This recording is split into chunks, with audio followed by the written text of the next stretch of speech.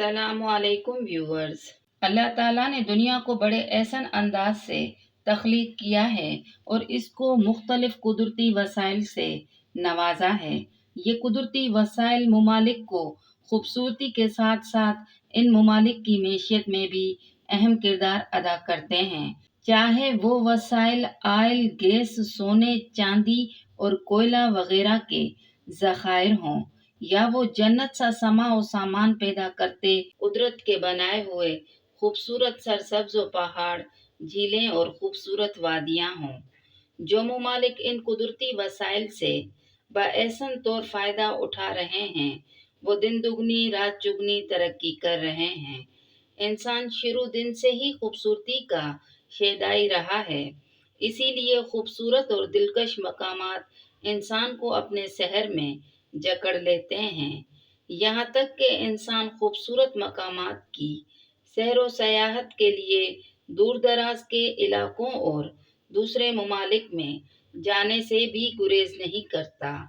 انسان سیر و سیاحت کے لیے ان ممالک کو ترجیح دیتا ہے جو خوبصورت ہونے کے ساتھ ساتھ پرامن بھی ہوں، جہاں اس کو کسی قسم کا ڈر و خوف نہ ہو۔ دنیا میں وہی ممالک ترقی کیا کرتے ہیں جن کا سیاسی نظام مستحکم بنیادوں پر استوار ہو، امن و امان کو یقینی بنائے، ہر انسان کی جان و مال اور عزت و آبرو کا تحفظ کرے۔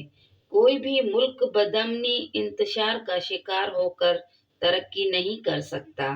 دور جدید میں مختلف ممالک اپنی معیشت کو محفوظ بنانے کے لیے مختلف طرح کی حکمت عملی اختیار کرتے ہیں، جن میں سے ایک اہم طریقہ اپنے ہاں ٹورزم انڈسٹری کو فروغ دینا ہے۔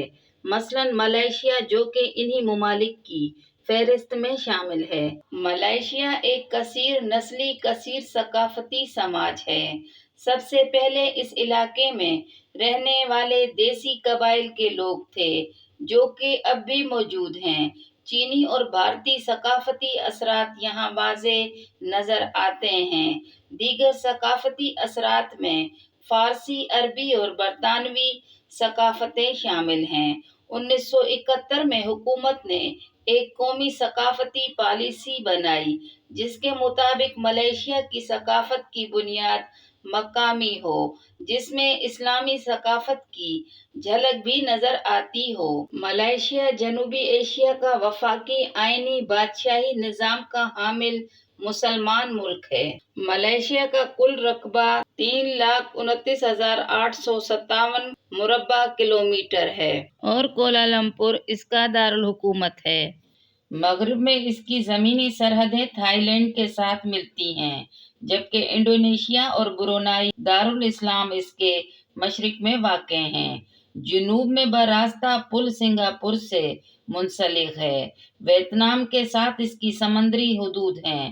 ملائیشیا کے دو جدا حصے ہیں جن کے درمیان جنوبی چین سمندر ہے۔ ملائیشیا میں ہندو مت اور بدھ مت کے تقاضوں نے جو بھارت سے آئی تھی یہاں اپنا غلبہ قائم کیا۔ اگرچہ مسلمانوں نے ملائیشیا میں ابتدائی طور پر 10ویں صدی میں قدم رکھا تھا، مگر 14ویں اور 15ویں صدی میں اسلام سب سے پہلے مالے جزیرہ نما پر قائم ہوا۔ ملائیشیا کا آئین مذہب کی آزادی کی ضمانت دیتا ہے، جبکہ اسلام اس کا سرکاری مذہب ہے۔ ملائیشیا میں شیشے سے بنی مسجد دنیا کی خوبصورت مساجد میں سے ایک ہے۔ اس مسجد کا ہر حصہ کرسٹل سے بنا ہے۔ مصنوعی تالاب پر بنی یہ مسجد دور سے دیکھنے میں تیرتی ہوئی محسوس ہوتی ہے۔ مصنوعی جھیل کے کنارے بنی یہ مسجد فن تعمیر میں اپنی مثال آپ ہے۔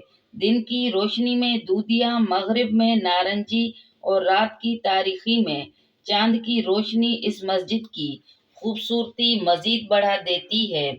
کرسٹل مسجد کا حسن روزانہ دن ڈھلتے بدلتا ہے اور دیکھنے والوں کو اپنے سحر میں جکڑ لیتا ہے۔ یہ مسجد دور حاضر کے جدید تقاضوں سے آراستہ ہے۔ اندر کا حصہ انتہائی شفاف ہے۔ مسجد کی آرائش پر $80 ملین خرچ کیے گئے۔ دنیا کی خوبصورت مساجد میں سے ایک اور سیاحوں کی خصوصی توجہ کا مرکز اس مسجد میں 1500 نمازیوں کی گنجائش ہے۔ پاکستان کے ساتھ ملائیشیا کے شروع سے ہی اچھے تعلقات رہے ہیں۔ دونوں ممالک کے سربراہان نے کئی دورے کیے۔ ملائیشیا اور پاکستان کے درمیان آزاد تجارتی معاہدہ ہوا، جس کے بعد ملائیشیا پاکستان کے 10 بڑے تجارتی شراکت داروں میں شامل ہے۔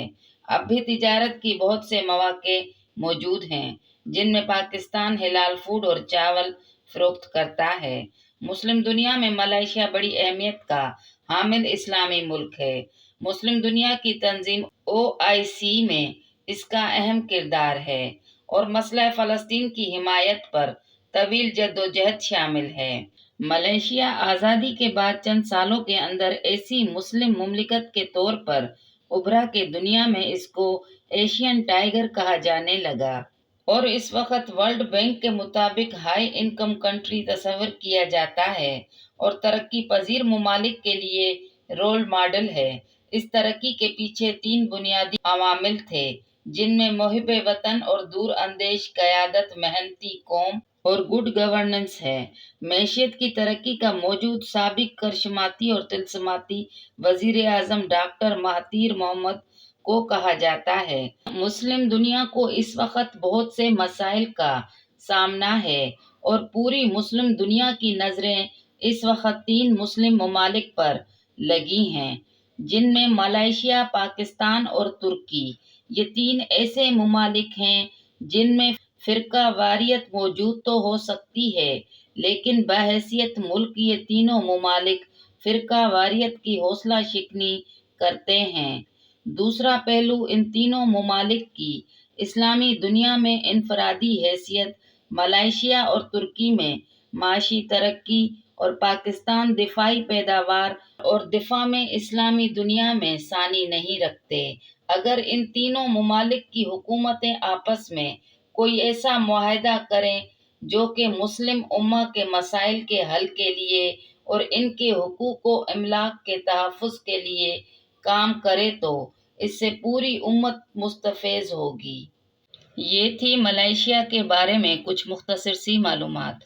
اگر آپ کو یہ ویڈیو پسند آئے تو لائک کریں، شیئر کریں اور سبسکرائب کریں۔